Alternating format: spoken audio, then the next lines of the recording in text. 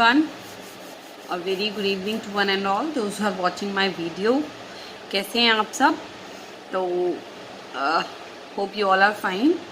तो कल हमने जो अपना टॉपिक फिनिश किया था, in that topic we have just finished out the properties of phenol और the preparation methods of phenols, right? तो in this topic we are just going to finish the chapter. I think one or two topics are left. There are not topics, there are just some important reactions which are left and preparation methods of ethers. Ethers के बारे में कुछ ज़्यादा preparation methods वगैरह हैं नहीं है, तो इस टॉपिक पे ज़्यादा कुछ क्वेश्चंस नहीं पूछे जाते हैं. There are minor chemical reaction, that is Williamson synthesis and all, तो वो आपको देखना है. कुछ इंपॉर्टेंट रिएक्शंस हैं जो मैं आपकी इस वीडियो में उनको मैं कंप्लीट करा दूंगी. And that I am going to start with in text and exercise questions, right? So guys, if you like the video then please do like, share and subscribe. Okay, so let's start.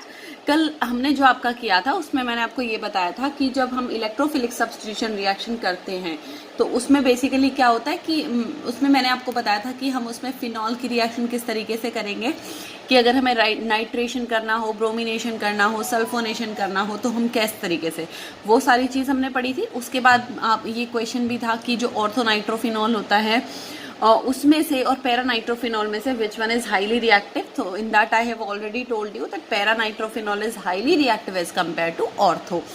Why? Because paraphenol is fit exactly into the crystal lattice. First point है क्योंकि question अगर आता है तो 1 marker question इस पर पूछा जाता है, ठीक है? तो आपको हमेशा इस चीज़ को ध्यान रखना है कि ऑर्थो और पैरा मेटा पोजिशंस में से पैरा पोजिशन सबसे ज़्यादा स्टेबल होती है. उसके बाद आपकी, अगर आपसे ऑर्थो के बारे में पूछा जाए तो पैरा और ऑर्थो में सबसे ज़्यादा स्टेबल पैरा होगा, देन आपकी ऑर्थो की पोजीशंस होती है.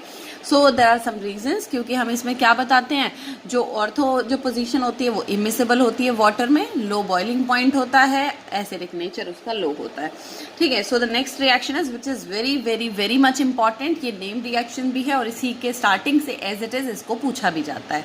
तो कौन सी रिएक्शन है? This is Rymer Tiemann reaction. इसके प्रोनाउंस करने का अपना अपना सबका एक अलग मैनर है. कोई इसको रिमार टिमन बोलता है, कोई इसको राइमर टाइमन बोलता है. So this is basically the Rymer Tiemann reaction. वो आपको क्या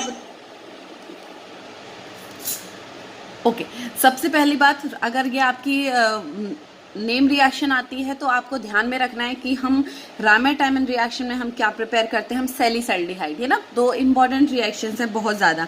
एक होती है कॉल बेस्ड रिएक्शन और एक होती है राइमर टाइमन. तो राइमर टाइमन रिएक्शन में हम फिनॉल से सेलिसल्डिहाइड बनाएंगे और कॉल बेस्ड रिएक्शन में हम क्या बनाते हैं, हम फिनॉल से हम सेलिसाइक्लिक एसिड की फॉर्मेशन करते हैं. सेलिसाइक्लिक एसिड, या इसको सेलिसाइलिक भी आप बोलते हैं. सेलिसिलिक एसिड, सेलिसिलिक भी बोलते हैं, सेलिसाइलिक भी बोलते हैं, depends on you how do you pronounce it.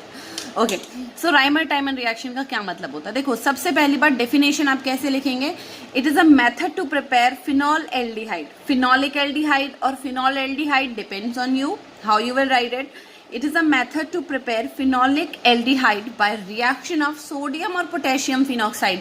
The main thing is which you have to keep in your mind is sodium और पोटेशियम फिनॉक्साइड. मतलब आप किसकी प्रेजेंस में आप रिएक्शन को करते हैं. फर्स्ट ऑफ ऑल आपको क्या करना है, आपको रिएक्शन करनी है किसकी, फिनॉल की करनी है. किसके साथ करनी है? बेस के साथ. And then what you will be getting, you will be getting a phenoxide ion.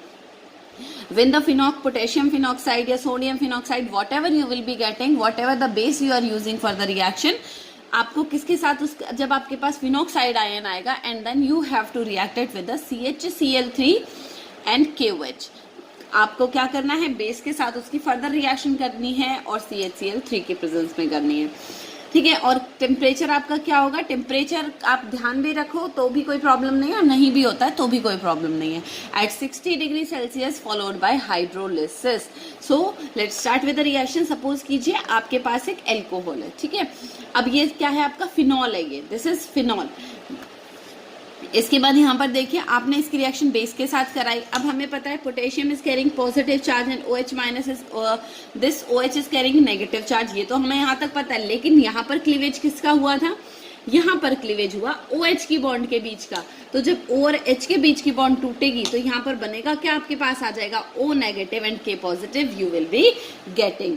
तो आपके पास क्या मिल गया आपको, O माइनस और K प्लस का आयन आपको यहाँ पर मिल गया, और एक वाटर का मॉलिक्यूल आपका क्या हो जाएगा, रिलीज हो जाएगा। अब देखिए आपके पास फिनॉक्साइड आयन आया, पोटेशियम फिनॉक्साइड आपने यूज कर लिया, क्योंकि यहाँ पर आपने क्या यूज किया था, KOH यूज किया था। नाउ अब दोबारा से आपको क्या करना है, जब आप CHCl3 की प्रेजेंस में इस रिएक्शन को कराएंगे तो आपको ऑर्थो पोजीशन पर क्या मिलेगा, एल्डिहाइड मिलेगा, दैट मीन्स CHO ग्रुप आपको मिलेगा। अब आप क्या करेंगे, जब आप इसकी हाइड्रोलिसिस कराएंगे तो आपको क्या मिल जाएगा, यहाँ से आपका K आपका रिलीज हो जाएगा, और आपको क्या मिलेगा, यहाँ पर आप इस तरीके से भी लिख सकते हैं H+OH माइनस, ठीक है। जब आप यहाँ पर इस रिएक्शन इसकी आप हाइड्रोलिसिस कराएंगे, then what you will be getting, CHO will be same and this K plus will be released out along with this OH group, and then OH will be here. So what you will be getting, you will be getting salicylic. So the most important thing is what are you getting during Reimer-Tiemann reaction. So again I am repeating, Reimer-Tiemann reaction, it is a reaction to prepare salicylic from phenol, and what you have to do is you have to react the phenol with base, that is KOH or NaOH, then you will be getting a phenoxide ion, and you have to react this phenoxide ion with CHCl3 or NaOH or KOH. Then what you will be getting, you will be getting a aldehyde compound which will be salicylic. So next is Kolbe-Schmitt reaction. Call-base reaction के नाम से भी आती है ये, और कॉल-बेस-स्केटमिक reaction के नाम से भी आती है।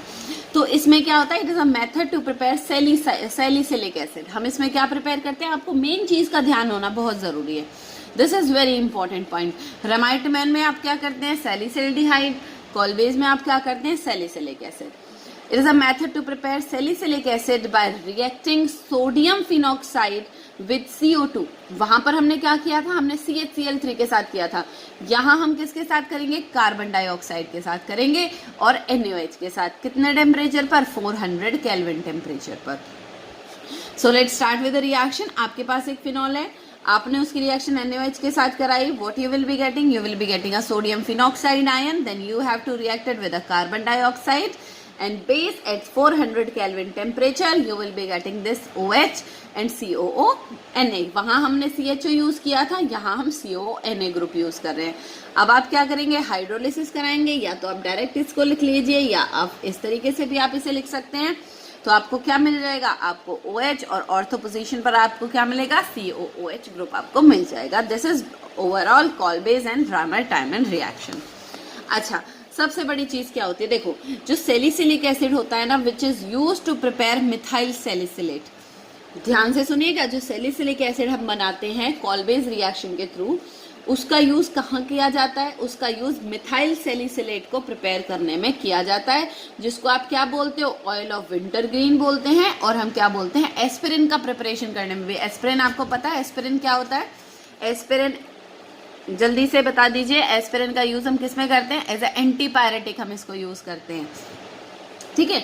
और मिथाइल सैलिसिलेट क्या होता है, ये पेन रिलीवर होता है। एस्पिरिन का यूज हम एंटीपायरेटिक में भी इसका यूज किया जाता है, एंटीपायरेटिक में, ठीक है। सो अब देखो, अब आपने क्या किया, आपने इस सैलिसिलिक एसिड की रिएक्शन आपने किसके साथ कराई है, मिथेनॉल के साथ। तो मिथेनॉल का मतलब क्या होता है, मिथेनॉल और H2SO4 की प्रेजेंस में आप रिएक्शन करा रहे हैं, तो आप क्या करा रहे हैं, आप एस्टरिफिकेशन रिएक्शन करा रहे हैं। What do you mean by the word esterification reaction?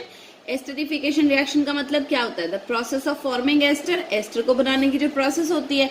अब एस्टर कैसे बनता है, देखिए, एक एल्काइल ग्रुप, देन सी के साथ 2 oxygen, then another alkyl group.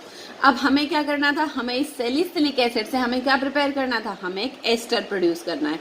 कैसे करेंगे, इस OH में कोई चेंज नहीं आएगा, लेकिन अब देखो हमारे पास यहाँ पर क्या है, ये C तो हमारे पास है, हमारे पास ये R भी है, लेकिन हमें चाहिए क्या, हमें यहाँ पर C एक कार्बन बढ़ाना चाहिए।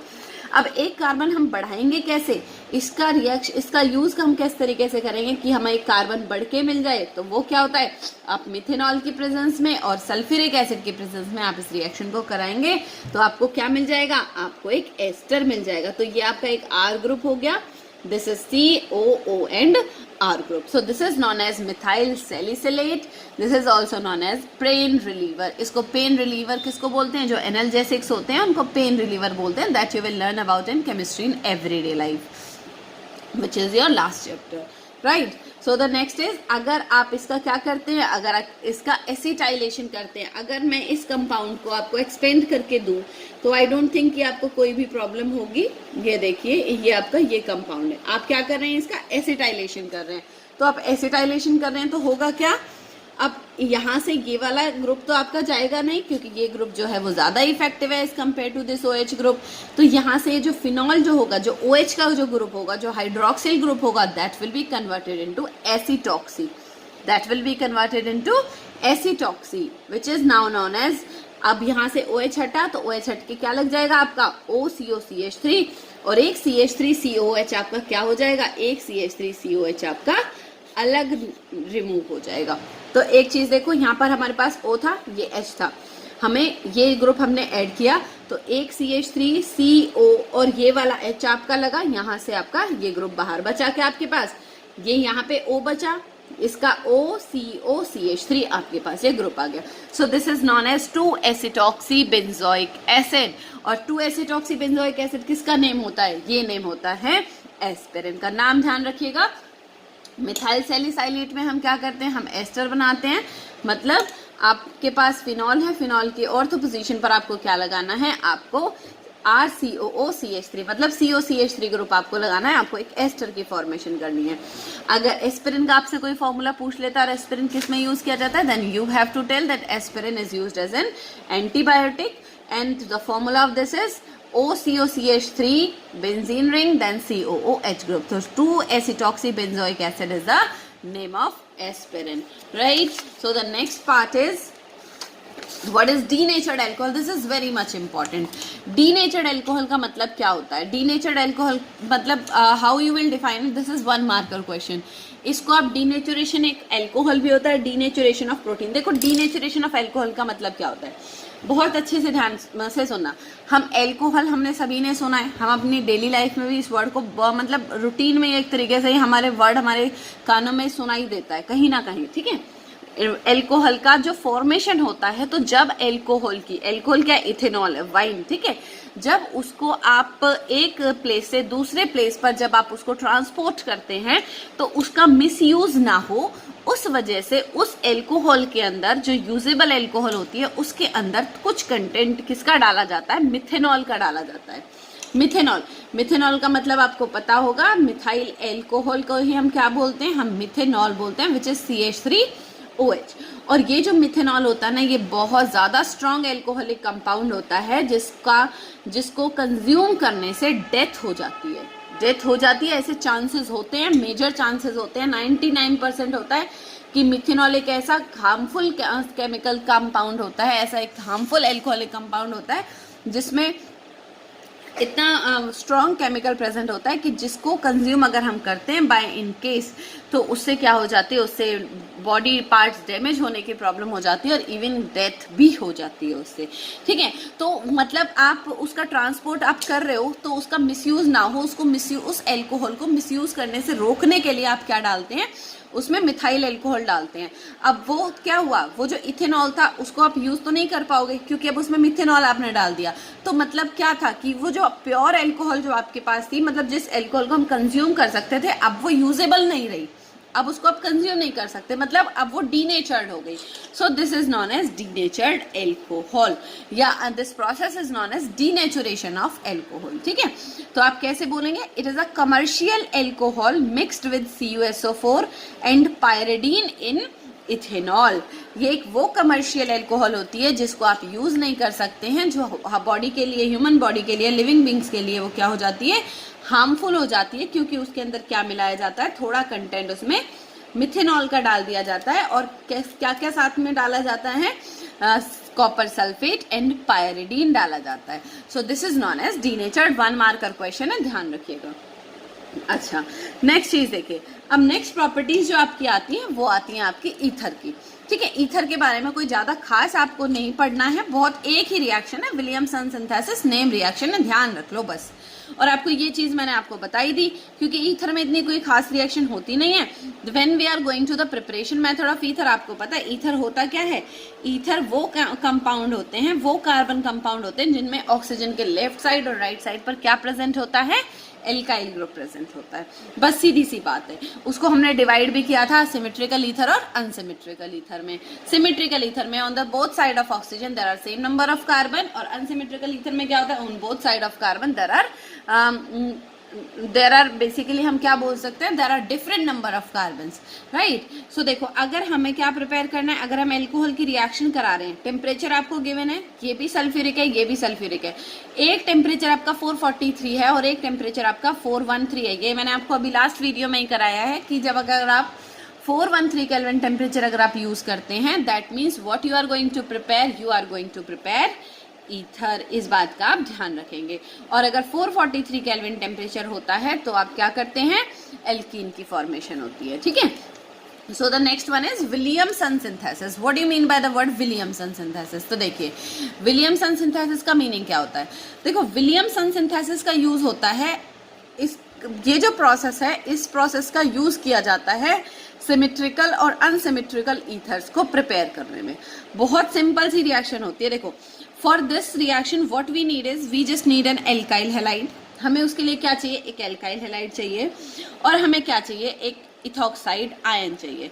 Ethoxide, methoxide, propoxide, whatever it is, आप क्या यूज करें वो आपके ऊपर डिपेंड करेगा। आप सिंगल कार्बन यूज करें मिथॉक्साइड, आप 2 कार्बन यूज करें इथॉक्साइड।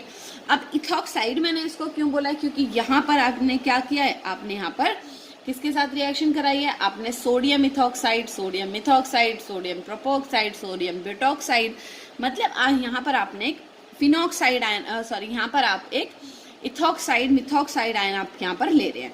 तो आप देखो, जब यहाँ पर ये बॉन्ड क्लीवेज होगी तो हमें पता है कि अब हमें क्या बनाना है, हमें ईथर बनाना है। ईथर के लिए हमें क्या क्या चाहिए, एक हमें 2 हमें आर ग्रुप चाहिए, एक हमें ऑक्सीजन चाहिए, जो नहीं चाहिए उसको हटा दो। सो अब आप देखो, यहाँ पर जैसे ये बॉन्ड ब्रेक होगी तो होगा कुछ ऐसा कि हमें पता है कि out of this carbon and oxygen, this halogen which is having higher electronegativity, obviously halogen is having, तो जब बॉन्ड ब्रेक होगी तो हेलोजन अपना इलेक्ट्रॉन तो लेगा ही लेगा, लेकिन इसका इलेक्ट्रॉन भी उठा के ये चलता बनेगा। तो इससे होगा क्या, this halogen will be carry negative charge and this alkyl group will be carrying positive charge. अब ये चीज हुई। अब यहाँ पर क्या होगा, जैसे ही यहाँ पर ये कंपाउंड आपका आएगा तो ये जो बॉन्ड होगी, इसके बीच की बॉन्ड भी आपकी क्या होनी शुरू हो जाएगी, ये बॉन्ड भी आपकी टूटनी शुरू हो जाएगी। तो आप एक चीज देखिए, जब ये बॉन्ड यहाँ से टूटेगी तो हमें पता है out of this oxygen is having electronegativity, ये माइनस आ गया, Na इज पॉजिटिव चार्ज। तो Na के साथ हमें हेलोजन नहीं चाहिए, Na बॉन्ड बना लेगा हेलोजन के साथ, और R और OR की बॉन्ड बनके आपको क्या मिल जाएगा, आपको एक ईथर की फॉर्मेशन मिल जाएगी।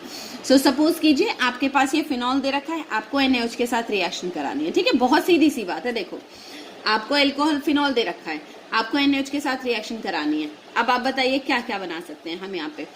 यहाँ से आप एल्डिहाइड भी बना सकते हैं, यहाँ से आप, अगर आपको ईथर दिख रहा है तो आपको पता होना चाहिए कि विलियमसन सिंथेसिस है। यहाँ से और यहाँ पर आपको अगर एल्डिहाइड दिख रहा है तो आप सोचेंगे सैलिसिल्डिहाइड दिख रहा है, तो आपको पता होना चाहिए this is राइमर-टाइमन reaction.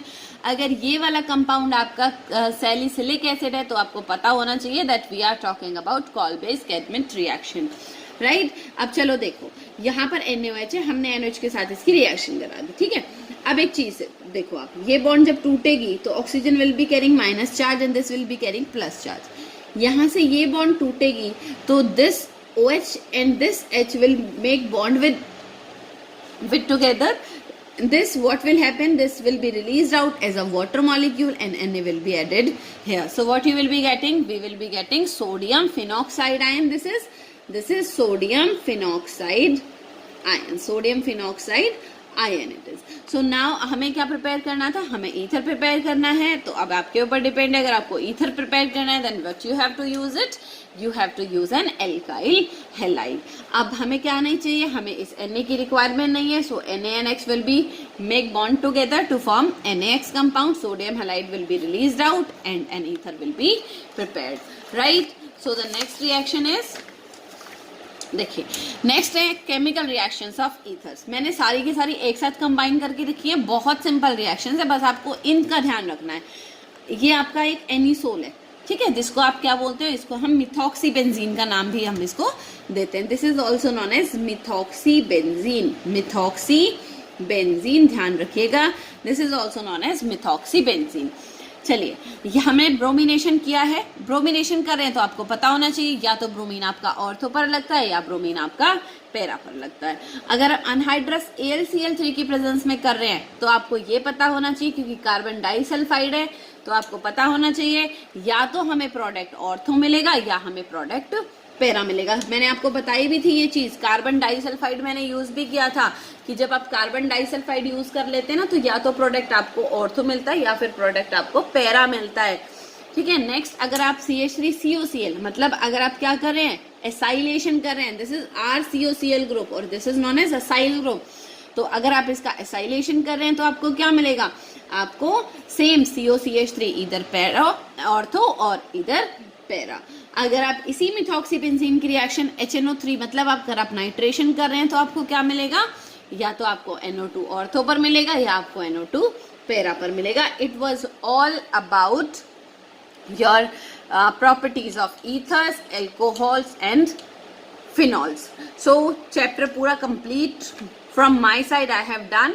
Now the questions are left. So now we will going to start with the question answers.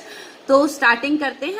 आपके पास जो नेक्स्ट वीडियो आएगी वो आपके पास क्वेश्चंस की आएगी, और क्वेश्चंस खत्म होने के बाद after the finishing of each and every question of your NCERT book इधर इन टेक्स्ट और exercise, then I will make एक combined video or a complete video for the revision of this chapter.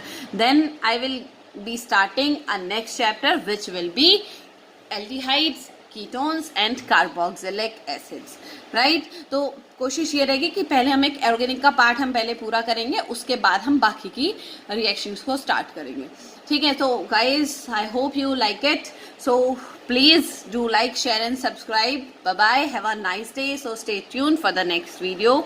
Bye bye.